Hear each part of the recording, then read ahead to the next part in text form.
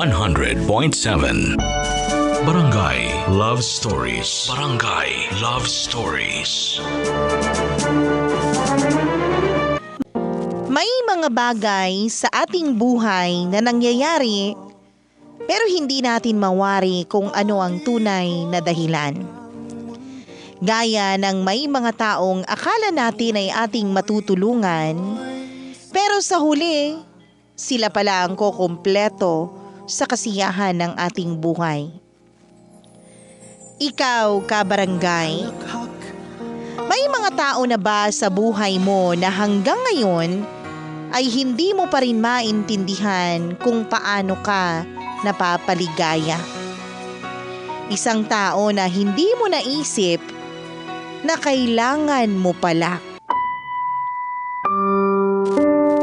Dear Mama Mia, kumusta kayo? Sana ay nasa mabuti naman ang kalusugan nyo sa oras na binabasa niyo itong sulat ko. Tawagin niyo na lamang ako sa pangalang Bobby, 35 years old, nagtatrabaho bilang isang architect. Matagal na akong tagapakinig ng inyong radio station, pero ang asawa ko talaga ang tagapakinig ng inyong radio program, Mama Mia. Kaya naman naisipan ko na magpadala din ng sulat sa inyo. Ramdam ko kasi na may ilang kabarangay tayong makaka-relate sa kwentong ibabahagi ko ngayon. At sigurado rin naman ako na may aral itong maiiwan sa mga nakikinig sa Barangay Love Stories. Isang taon na akong nagtatrabaho noon nang makilala ko si Sofia, Mama Mia. Hindi siya ang first girlfriend ko, pero isa siya sa mga naging girlfriends ko na sineryoso at minahal ko ng husto. Ang dami na nga naming plano na dalawa na para sa aming future. Kung kailan kami magpapakasal, kung ilan ang magiging anak namin, at pati na rin ang magiging apo namin noon ay pinagpaplanuhan na rin namin.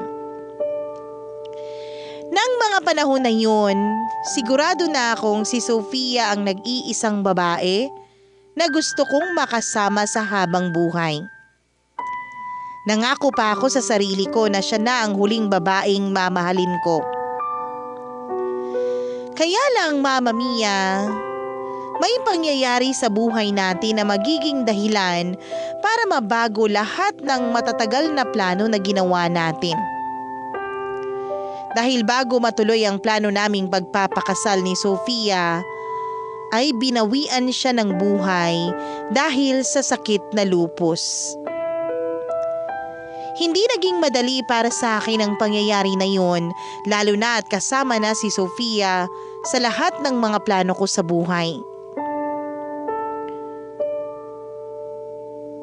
Kahit pa nga isang taon na ang lumipas noon, pakiramdam ko ay parang kahapon lang nangyari ang lahat.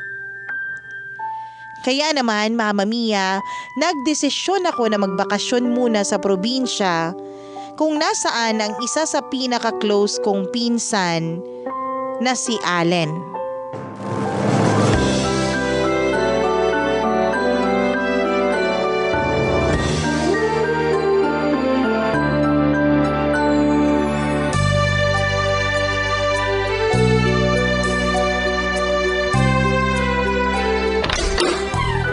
Yun! Dumating ka rin! Pasok ka, Bobby! Salamat.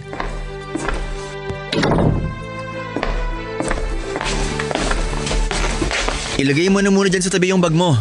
Tapos upo ka na muna dito sa sofa. Sakto kasi may soft drink, monay at durian pie na dito sa mesa. Sigurado ko napagod ka sa biyahe mo. Malamang gutom ka na rin. Grabe, ang dami namang pagkain ito. Hindi ka na dapat nag-abala, Allen. Ayos lang kasi sakto rin na bumibili si mama ng merienda nung mag-text ka kanina. Nasa tricycle ka pa lang, nakahanda na yan. O tikman mo yung durian pie. Sigurado ko na magugustuhan mo yan. Sige, hindi ko na rin tatanggihan to. Gutom na rin kasi talaga ako eh. Ang layo din kasi ng Maynila sa Davao. Kaya sinadya na rin talaga ni mama na ipaghanda ka ng ganitong merienda. Ano, nagustuhan mo ba? Masarap ah. Kakaiba yung lasa pero masarap talaga. Mabuti naman at nagustuhan mo. Isa talaga yan sa laging dinadayo dito sa lugar namin. Bakit pala parang ang konti ng dala mong gamit, pinsan? Akala ko ba magtatagal ka dito sa amin? Teka, Insan. Inom lang ako saglit. Sige lang.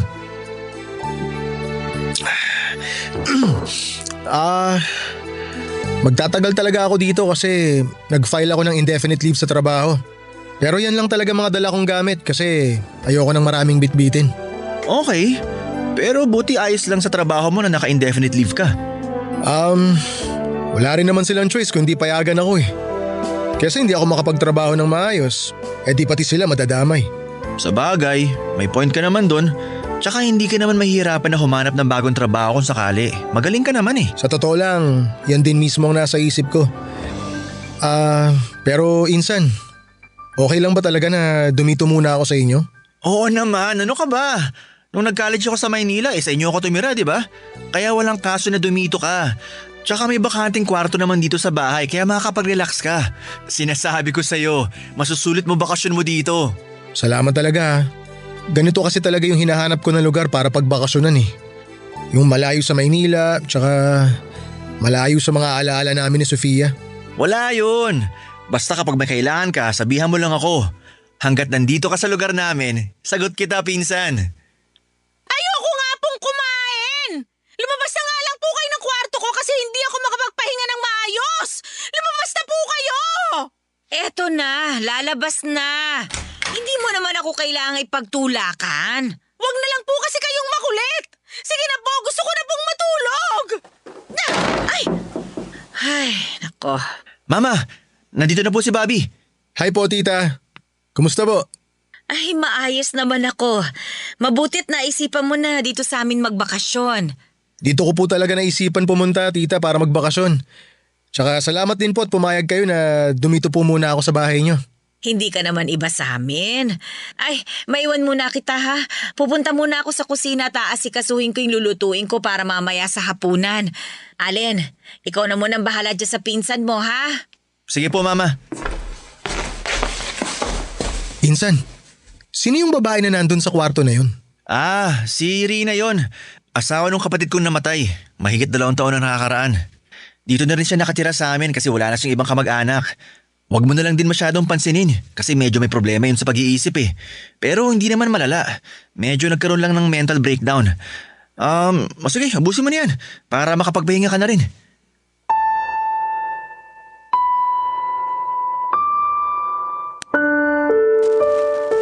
Mama Mia, sa totoo lang ay medyo na-weirduhan ako sa babaeng si Rina.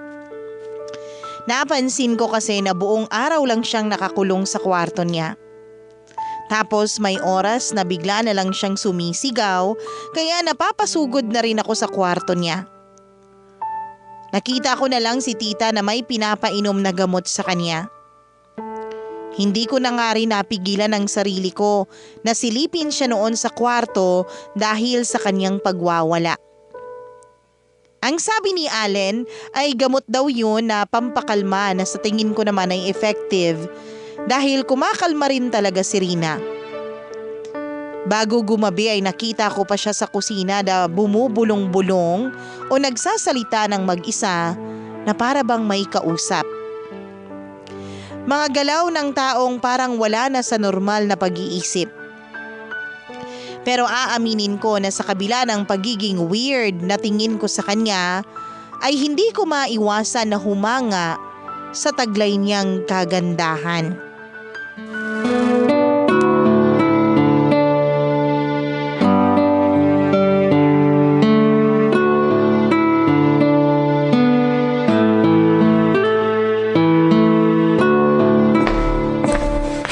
Mabuti naman at gising ka na pinsan. Tinanghali na nga ako ng gising eh. Ang aga ko namang natulog kagabi. Oo nga, hindi ka na rin nakasabay sa amin na magkapunan. Kinuto kita para sabihin na kakain na pero hindi ka naman sumagot. Talaga ba? Hindi ko na namalayan yung pagkatok mo sa kwarto. Oo, nakadalawang balik pa nga ako eh. Hanggang sa sinabi ni mama na hayaan na raw muna kita kasi mukhang nakatulog ka ng maaga. Halika na rito sa mesa at nang makapag-almusal ka na. Sige. Ikaw na magtimpla ng kape mo pinsan. Di ko alam kung mapait o matamis ba ang gusto mo eh. Ako nang bahala. O ito, magtitimpla na ako na sa akin. May pandesal dito, peanut butter tsaka durian jam. Oo, nakita ko nga, Insan. Ako na rin ang bahala na magpalaman sa pandesal ko. Salamat. Sorry hindi ko rin kasi alam kung paano mag-asikaso ng bisita. Binili din kasi ni Mama na siguraduhin kung makakapag-almusal ka. Kasi nga hindi ka na nakapaghapunan kagabi. Huwag mo na kasing isipin na bisita ako dito. Nagkasama naman tayo sa bahay namin dati kaya huwag ka na mailang. Sa bagay, tama ka. Papunta ka na ba sa trabaho mo? Oo, tinitiklop ko lang tong payong na dadalhin ko kasi mukhang uulan na naman eh. Si Mama nga pala, pumunta lang ng palengke pero baka pauwi na rin yun. Kung gusto mo palang magpahangin, pwede ka mag-almusal sa may likod ng bahay. May maliit na mesa doon, maganda rin ang view. Presko pa. Oh, sige na pinsan. Alis na rin ako. Ikaw na munang bahala rito sa bahay O sige, Insan. Ingat ka. Kita-kits mamaya pag uwi mo. Ano kaya ang lasa nitong durian jam? Ito na lang ipapalaman ko dito sa pandesal. Dalawahin ko na. Medyo nagugutom na talaga ako eh.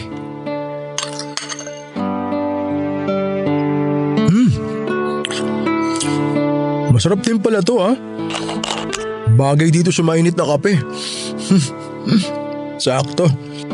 Ilagay ko na nga dito sa plato ko tong 2 pandesal ko. Para hindi na ako mahirapan dalhin to mamaya sa likod ng bahay. Punta na nga ako ron. Doon na rin ako magkakape.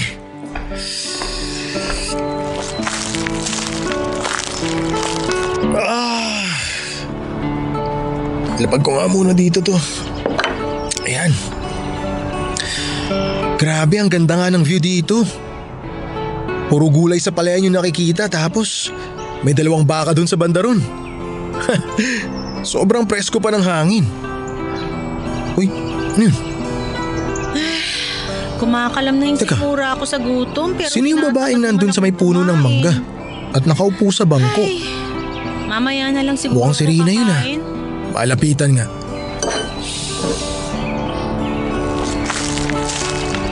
Hi! Ikaw si Rina, di ba? Sino ka? Ako si Bobby, pinsan ni Allen. Pinsan ka pala ng asawa kong si Robert. Oo, tama ka. Pinsan ko nga rin yung kapatid niyang yon, si Robert. Okay lang ba kung maupo ako dito sa bangko? Bahala ka, di naman sa akin tong bangko. Ayun, salamat. Gusto mo ng tinapay? Sa'yo na lang to isa Nilagyan ko yan ng durian jam. Bakit ko naman tatanggapin yan? Close ba tayo? Kasi narinig ko kanina na sinabi mo na nagugutom ka na. Masama kaya magpalipas ng gutom. Sige ka, baka mabutas yung bituka mo tapos magkaroon ka ng cancer. Grabe ka naman. Cancer agad? Hindi ba pwedeng ulcer muna? Sige na nga, kukunin ko na tong isang tinapay. Salamat. Wala yun. Ang ganda mo pala kapag nakangiti ka. Anong sabi mo? Ha? Wala. Ang sabi ko ang presko pala talaga ng hangin dito. Tsaka ang sarap nitong pandesal lalo na ng durian jam.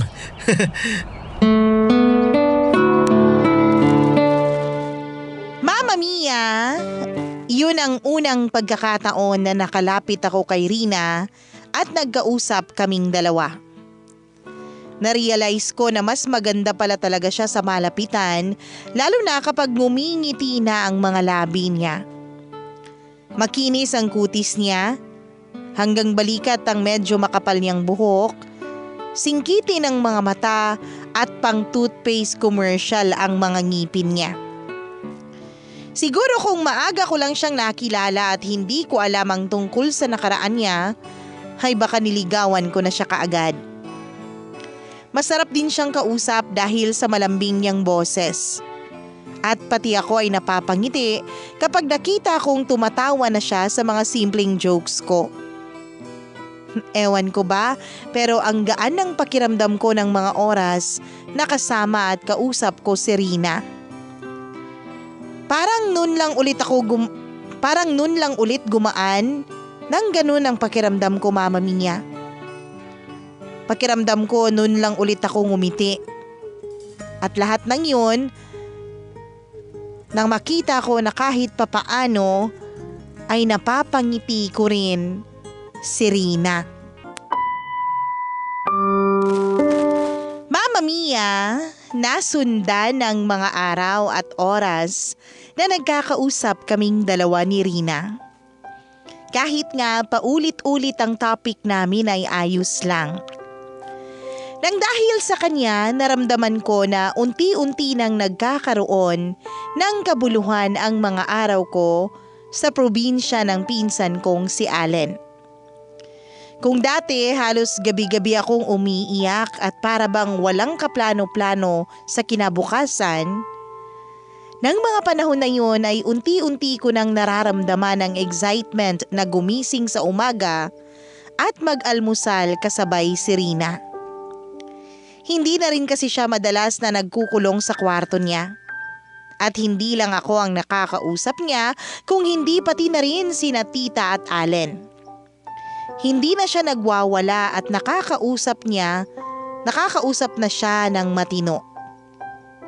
Palaging maayos na siya kung magsalita, Mama Mia. Kapansin-pansin talaga ang pagbabago sa mga kilos niya, lalo na sa kanyang mga ngiti. Hindi ko na rin siya nakikita na nagsasalita ng mag-isa. May mga oras na nakikita ko siyang naghihintay sa akin sa may likod bahay. Alam ko na kahit papaano ay nararamdaman ko rin na masaya siya sa tuwing nagkakausap kaming dalawa.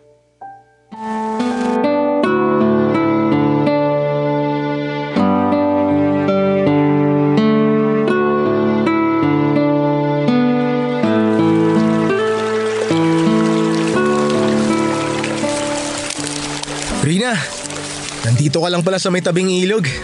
Paano mo nalaman kung nasan ako? Wala ka kasi sa likod ng bahay. Kumatok ako sa kwarto mo pero walang sumagot. Tapos ang sabi ni tita, lumabas ka nga raw. Sinabi ba ni Mama na pumunta ako dito? Hindi niya sinabi pero nabanggit kasi kahapon ni Allen na isang araw to sa mga lugar na tinatambayan mo. Hindi rin naman mahirap hanapin to mula dun sa bahay kaya nakita kita kaagad. Ba't mo naman ako hinahanap? Kasi wala akong makausap sa bahay. Nasa trabaho na kasi si Allen. Tapos busy naman si tita sa pagluluto. Pero kung nakakaistorbo naman ako sa pagtambay mo dito, pwede naman akong umalis na lang. Tapos Ayos lang na nandito ka. Nagtatanong lang naman ako. Ang dami mo na agad sinabi. akala ko kasi naiistorbo kita eh. Ay, may dala nga pala akong mga durian candy. Ito, kuha. O, kuha na ako ng isa ha. Salamat. Sige. Kakain din ako ng isa.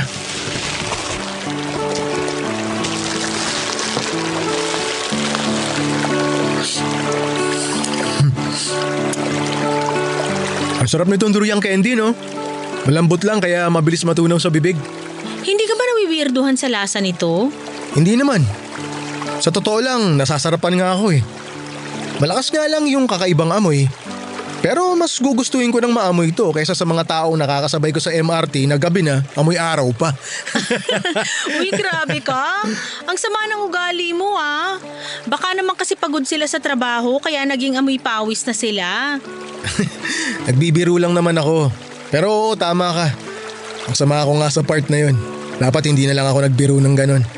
Kasi hindi ko rin naman talaga alam yung totoong dahilan kung bakit nag-aamoy pawis sila. Aside sa hindi sila gumagamit ng deodorant. Grabe, ang sama mo talaga.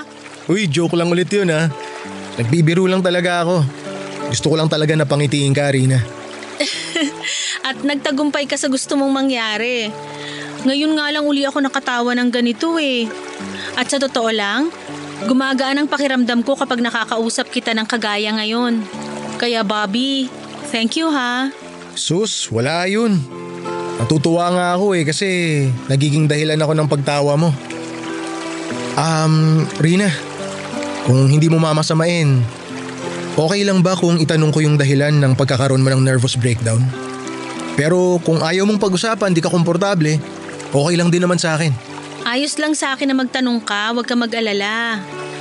2 years ago, okay naman ako. Normal lahat sa akin at sigurado ako na mentally stable ako. Kasi masaya ako kasama ang asawa at anak ko.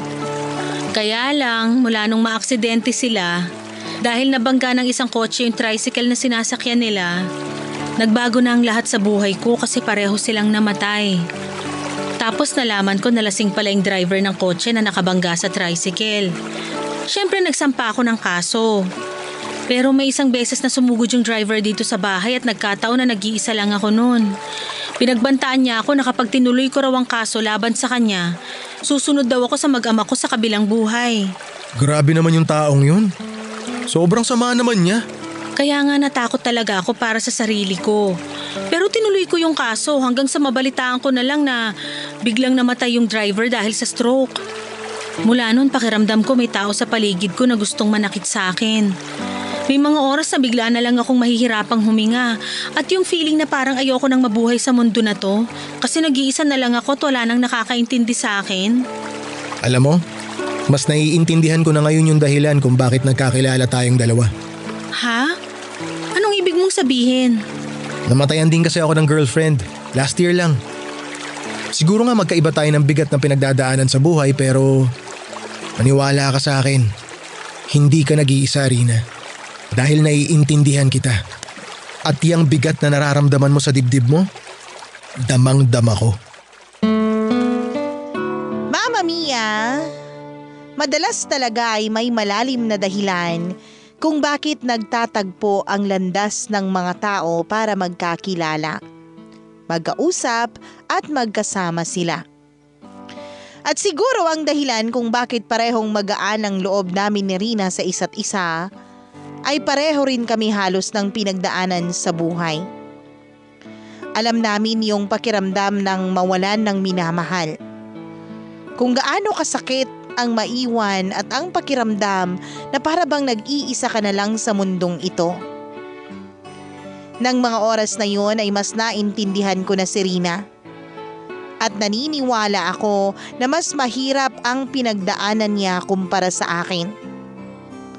Dalawang mahal niya sa buhay ang magkasunod na nawala sa kanya. Pati na ang katarungan na para sa asawa niya ay naglaho na lang din na parang bula nang mamatay ang driver ng kotseng naging dahilan ng pagkawala ng mga minamahal niya. Kaya namuhay siya sa takot na baka pati siya ay mapahamak pagdating ng panahon. Pero nang sabihin ni Rina sa kalagitnaan ng pag-uusap namin na handa na rin siyang mawala sa mundong ito para makasama na niya ang pamilya niya, ay pinayuhan ko siya na kailangan niyang magpakatatag. Dahil alam ko na may mga tao pa rin na nagmamahal sa kanya at umaasa na muli siyang babalik sa dating matatag na Rina.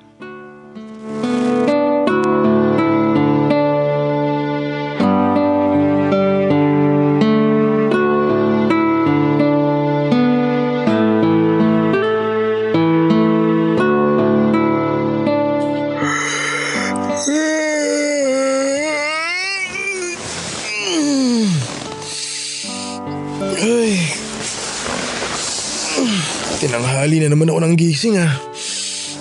Anong oras na ba? Sa cellphone ko. 8:00 na pala ng umaga. Makapagkape na nga. Medyo nagugutom na rin ako eh. Bitiwan mo ako! Sabi ng bitiwan mo ako, Allen! Kumalma ka kasi muna, Rina! Ka sa akin! Boses ni na Allen at Rina yun ah. Ano nangyayari? Bakit sila nagsisigawan? Pareho lang tayo nahihirap. Puntahan ko nga sila sandali. Hindi na ka magwawala. Saan yung tsinelas ko? Sa inyo kaya umalis ka na! Umalis na kayong lahat! Iwan niyo na lang akong mag-isa kasi sanay naman akong mag-isa! Hindi kita pwedeng iwanan ng hindi ka kumakalma, Rina. Bakit kasi naubusan ka pa ng gamot eh? Saan ba nakalagay yung ibang gamot mo? Anong nangyayari dito? Ito kasing si Rina. Nagpapanik attack na naman. Hinahanap ko yung gamot niya na pampakalma pero wala dito sa lagayan niya eh. Baka naubusan na siya kaya bigla na lang siya nagwawala ng ganyan. Baka meron pang naitatabi si tita. Umalis si Mama. Kumuha ng mga paninda niyang bagat damit sa supplier niya. Alam mo mabuti pa? Punta muna ako sa butika. Nakuha ko naman sa kahon yung reseta ng gamot ni Rina eh. Di na ako mahirapan bumili nun. Dito ka na lang muna, Bobby ah. At bantayan mo si Rina. Huwag mong hayaan na saktan niya ang sarili niya. Sige, mag-iingat ka. Ako nang bahala kay Rina. Sige, balik ako agad. Punta muna ako sa butika. Isa ka pa! Kunyari ka pang concerned sa akin pero alam ko naman na pinagtatawanan mo lang din ako! Rina, hindi totoo yan. Pare-pareho Rina, lalapit ako sa'yo ha. Lalapit lang ako, hindi kita sasaktan. Hayaan mo lang ako makalapit. Ayoko! Diyan ka lang sa kinatatayuan mo! Huwag ka lalapit! Rina, dahan-dahan ako lalapit sa'yo ha. Gusto kitang yakapin para kumalma ka. Rina, makinig ka sa akin. Magkaibigan tayo, di ba? Mahalaga ka sa akin, Rina. Kaibigan kita. Sinasabi mo lang yan kasi naaawa ka sa akin! Ako na nagsasabi sa'yo, hindi totoo yan. Eto, nandito na ako sa harapan mo. Yakapin mo ako. O ito, sa pagyakap ko sa'yo, sana maramdaman mo na hindi ako nagpapanggap lang. Lahat naman kayo pare-pareho lang. Pinagtatawanan niyo ako. Naaawa kayo sa akin tapos sa bandang huli, basta niyo na lang akong iiwan. Alam ko kagaya ka rin nila. Aalis ka at iiwan mo ako, Bobby. Kung may ibang tao man na nakasakit sa'yo, huwag mo akong itulad sa kanila, Rina. Kasi kahit kailan, hindi ko gagawin sa'yo yun. Hindi kita kayang saktan at mas lalong hindi kita iiwan. Pangako yan, Rina. Kaya huwag ka nang umiyak. Huwag kang matakot. Ngayon nandito na ako. Walang sino man ang makakasakit pa sa'yo.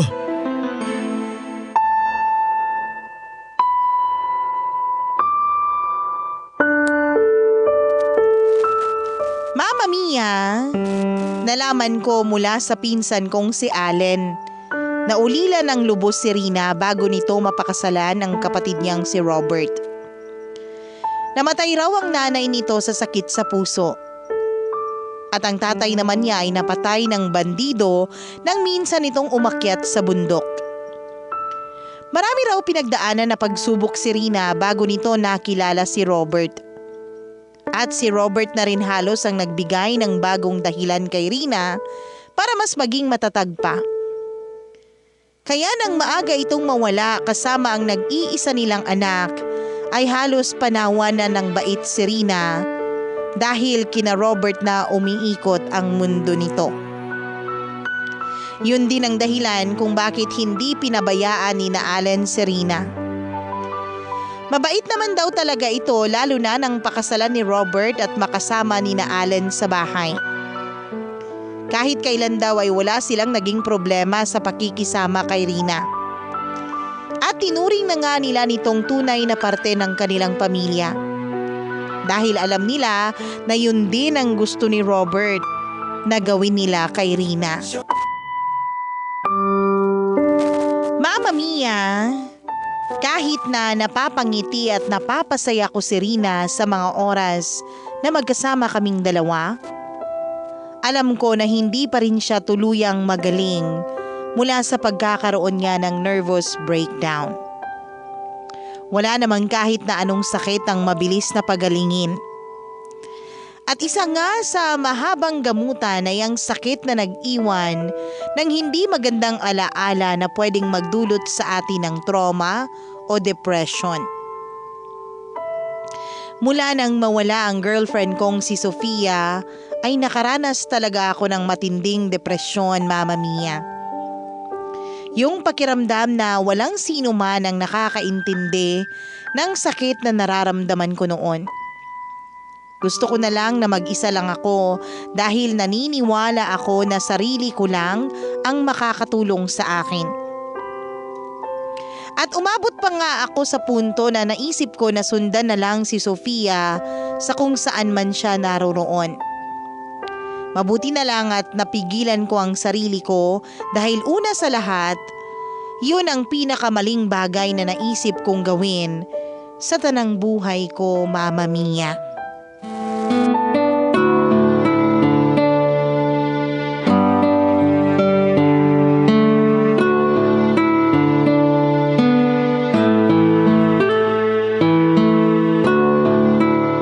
Bobby, tingnan mo tong dress ko. Bagay ba sa akin? Oo naman, bagay na bagay sa'yo. Hindi nga. Baka naman inuuto mo lang ako Kailan ba naman kita inuto? Bagay talaga sa'yo yan, lalo na yung kulay. Maputi ka kasi kaya bagay sa'yo ang blue. Okay, sige. Maniniwala ako sa sinabi mo. Saan ka ba papunta? Medyo nakaayos ka ngayon. Magsisimba kami ni Mama. Pagkatapos, mamimili kami ng panghanda para sa darating na fiesta. Ganun ba? Dapat pala maaga ako lumabas ng kwarto para nakapagbihis din ako agad, para nakasama ako sa inyo.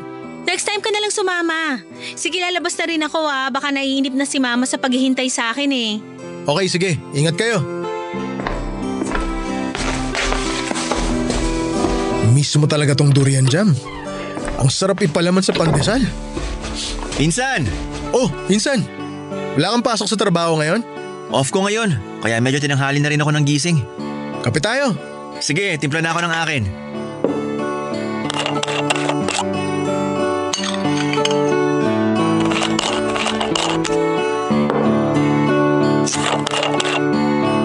Mukhang enjoy ka dyan sa durian jam Oo. Ang sarap lalo na kapag mainit yung pandesal. At ang sarap din isabay sa black coffee. Alam mo, pareho kayo ni Rina na hindi naglalagay ng asukal sa kape. Ako kasi, hindi pwede na walang gatas at asukal ang kape ko. May kanya-kanya naman kasi talaga tayong panlasa pagdating sa kape. Pero tama ka. Pareho nga kami ng gusto ni Rina pagdating sa kape. May gusto ka ba sa hipag ko? Sorry, Insan. Nabigla ba kita sa tanong ko? Hindi naman. Ayoko na rin kasi magpaligoy-ligoy pa, kaya diretsahang tanong na. O ano, may gusto ka ba kay Rina? Alam mo, Pinsan, wala namang problema sa akin kung magagusto ka sa hipag ko. Kasi matagal na rin naman patay si Kuya. Pero sana, pag-isipan mo munang mabuti kung ano ba talagang balak mo kay Rina. Insan, kahit kailan hindi ako nagkaroon ng masamang intensyon sa hipag mo. Alam ko din naman yun. Para namang hindi kita kilala. Alam ko kung paano ka rumespeto ng babae.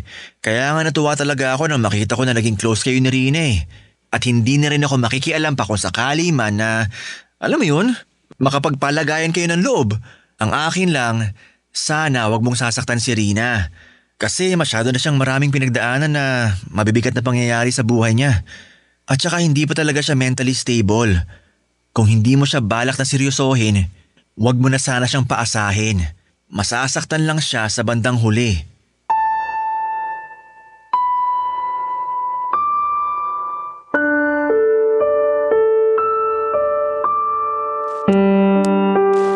Mama Mia, nang magdesisyon ako na magbakasyon sa probinsya ni na Allen, ay wala pa talaga akong maayos na plano sa buhay ko. Kaya nga bigla na lang akong nag-file ng indefinite leave sa trabaho. At sinabi ko sa mga boss ko na kung kailangan na nila akong palitan kasi hindi pa ako bumabalik, malaya silang gawin yon. Hindi na rin kasi ako umaasa na may babalikan pa akong trabaho. May sapat na ipon din naman ako para sa sarili ko at sigurado ako na hindi ako mahihirapan na humanap ng trabaho pagbalik ko ng Maynila. Gusto ko lang noon ng bagong ambience at malayo sa lugar na puno ng mga alaala namin ni Sofia. Gusto ko lang maramdaman na mas mapag-isa, Mama Mia. Balak ko rin talagang magkulong sa kwarto o sa mundo na bubuuin ko sa probinsya na yon.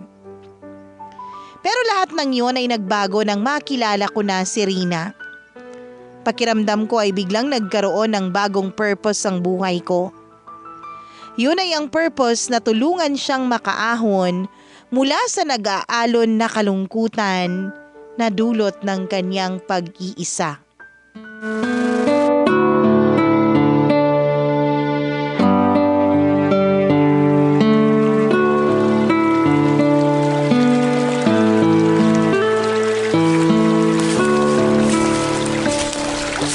Nandito ka lang pala sa may tabing ilog. Kanina pa kita hinahanap Ang dami kasing tao sa bahay, kaya nagpaalam muna ako kina Mama na tatambay dito. Ang dami nga ring dumating na bisita. Ganun pala dito sa inyo kapag araw ng fiesta. Ang dami talagang tao na nakikiselebrate. Oo, yung iba nga sa mga yun mula pa sa kabilang bayan o bumiyahe ng ilang oras para lang pumunta rito. Nakakatuwa naman. Sa amin kasi kapag fiesta, hindi ganito kabongga ang handaan. May konting celebration pero halos kami-kami lang. Totoo bang magulo sa Maynila? Hindi pa kasi ako nakakarating dun May parte ron na magulo talaga pero hindi naman buong Maynila. Kagaya sa lugar namin, wala namang masyadong away o gulo na madalas na nangyayari ron. Tsaka marami ring pasyalan doon at masasarap na kainan. Medyo may kamahalan nga lang yung iba lalo na pag mga seafood. Lahat naman halos ng bilihin mataas na talaga ang presyo. Pero alam mo, matagal ko na rin talagang gustong makarating ng Maynila. Hindi lang talaga ako nabigyan ng chance noon. Sabihan mo lang ako kung kailan mo gustong pumunta. Ako magiging tour guide mo. Talaga? Oo, halos kabisado ko na rin iba't ibang sulok ng Maynila eh. Dadaling kita roon sa mga lugar na sigurado ako mag-e-enjoy ka. Ayun nga lang, hindi kasing presko ng hangin dito yung hangin doon. Yun din ang kwento sa akin ni Allen nang makauwi siya pagkatapos niyang mag-aral dun sa inyo. Iba pa rin daw ang hangin dito sa probinsya. Sobrang iba talaga. Kung pwede nga lang, hindi na ako babalik dun eh. Kaya lang, nandun yung buhay ko. Basta sabihan mo lang ako kung kailan mo gustong magbakasyon. Ako naman ang bahala sa'yo. Sabi mo yan ah. Oo, promise. Bobby, pwede bang magtanong? Siyempre naman. Bakit ang bait mo sa akin? Ha? Ganito lang talaga ang ugali ko. Ibig sabihin, ganito ka sa lahat ng mga babaeng nakikilala mo? Siyempre hindi. Sa'yo lang ako ganito kasi… Kasi naaawa ka sa akin. Hindi ah. Saan mo naman nakuha yung idea na yan? Wala lang. Alam ko naman kasi na yun ang madalas na nararamdaman ng mga taong nakapaligid sa akin. Kung hindi sila naaawa, naiinis sila o kaya natatawa kasi ang tingin nila sa akin, baliw. Huwag mo sabihin yan. Dahil alam mo na hindi totoo yan. Marami naman kasing hindi nakakaalam ng mga pinagdaanan mo sa buhay. At hindi natin maiiwasan yung mga tao na huhusgahan tayo sa kung ano lang yung nakikita nila sa atin. Pero sige, sasagutin ko yung tanong mo at aamin na ako sa'yo na gusto kita at sobrang espesyal ka para sa akin. Bobby, baka ang ibig mong sabihin, naaawa ka lang sa akin. Hindi awa ang nararamdaman ko at sigurado ko ron, Rina. Espesyal ka dito sa puso ko. At kung pahihintulutan mo, gusto kong patunayan yun sa'yo. Gusto kong makita mo na seryoso ako sa nararamdaman ko para sa'yo. Kaya balak ko sanang ligawan ka at ipakita sa'yo na totoo at mahalaga ka sa buhay ko, Rina. Paano kung mapagod ka? Paano kung magsawa ka na suyuin ako? Alam mo naman ang sitwasyon ko, di ba? Magulo pa rin ang isip ko hanggang ngayon. Ni sarili ko nga hindi ko maintindihan eh. Paano mo pa magagawa na intindihin ako? Magagawa ko yun. Kasi mahal kita. Basta magtiwala ka lang sa akin. Hindi ko naman hinihiling na mahalin mo ako kagad eh. Ang gusto ko lang, bigyan mo ako ng kahit na konting tiwala mo. At saka sana, subukan mo na buksan yung puso mo para sa akin.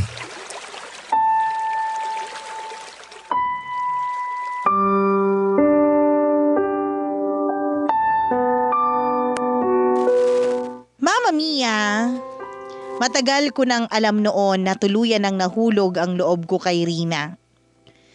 Noong una ay sinubukan ko pa yung pigilan. Hindi dahil sa naging asawa siya nang namayapa ko ng pinsan, kung hindi dahil alam ko na hindi magiging madali ang lahat sa aming dalawa. Natakot din kasi ako baka ma-misunderstand ko lang ang nararamdaman ko. Baka akala ko mahal ko na siya pero awa lang pala ang nararamdaman ko sa kanya. Awa dahil pareho kami ng mga pinagdaanan sa buhay. Pareho kaming naiwan at nasaktan ng dahil sa mga taong sobra naming minahal. Kaya hindi kaagad ako nagtapat sa kanya at dinaan na lang sa simpleng pakikipag-usap at pag-aalala ang nararamdaman ko. Pero Mama Mia, kapag pag-ibig na ang nararamdaman natin ay nagsisimula ng umapaw dito sa ating puso, mahihirapan na tayong pigilan yon. At yun nga ang nangyari sa akin. Kaya naman pinagtapat ko na kay Rina ang lahat ng tungkol sa nararamdaman ko kahit wala akong kasiguraduhan sa isasagot niya sa akin. Kahit ramdam ko na may katiting din siyang pagtingin sa akin. takot pa rin ako na masira ang nasimulan naming magandang pagkakaibigan. Takot ako na bigla na lang niya akong iiwasan dahil sa pagtatapat ko sa kanya. Pero sa bandang huli, halos lumundag ang puso ko sa tuwa nang marinig ko mula sa kanya na gusto niya rin ako. At inaasahan ko nang marinig din mula sa kanya na takot pa siya na sumubok ulit na pumasok sa isang relasyon. Mama Mia, naiintindihan ko si Rina sa nararamdaman niyang takot noon. Hindi naman kasi talaga biro ang makipagrelasyon sa taong hindi mentally stable. Tapos pareho pa kami na dumaan sa ganoong stage. Pero isa sa amin ang kailangan na mas magpakatatag at alam ko na ako yun. Kaya nga kami pinagtagpo ng Diyos para matulungan namin ang isa't isa na muling makabangon. Kaya ako dinala ng Diyos sa buhay ni Rina para maging dahilan para magpakatatag ulit siya. Kaya pareho kami ng pinagdaanan dahil nakatadhana talaga na magkakilala kami hanggang sa magmahalan. Mama Mia, tinuloy ko sa panliligaw ang lahat pagkatapos kong magtapat kay Rina. Wala naman akong pagtutol na nakuha mula sa pinsan ko o kahit pa kay tita. Kilala naman daw nila ako na seryoso pagdating sa relasyon kaya may tiwala sila na hindi ko sasaktan si Rina. Hindi nagtagal ay naging girlfriend ko na rin si Rina at ngayon nga ay ilang taon na kaming nagsasama bilang mag-asawa. Kapiling ang aming nag-iisa at pinakamamahal na anak. At bawat araw na kasama ko silang mag-ina, ay palagi kong pinagpapasalamat sa Poong May Kapal dahil sila ang tanging dahilan kung bakit natuto ako muling lumaban sa buhay. Alam ko, Mama Mia, na marami ang kagaya namin na nakakaramdam ng matinding depression sa mga panahon na ito. Marami kasi ang pwedeng maging dahilan ng pagiging hindi mentally stable. Kung hindi pa tayo handa na makipag-usap sa ibang tao at buksan sa kanila ang mga bagay na gumugulo sa ating isipan, sana ay patuloy pa rin tayo na maging matatag. Dahil kung pakiramdam natin ay wala tayong sino man na pwedeng maging kakampi, kapitan sana natin ang ating mga sarili, lalong-lalo na ang Poong May Kapal, na anumang oras ay pwede nating lapitan at pwede nating makausap sa pamamagitan ng dasal. Hanggang dito na lamang po ang sulat ko, Mama Mia. Ang inyong forever kapuso at kabarangay, Bobby.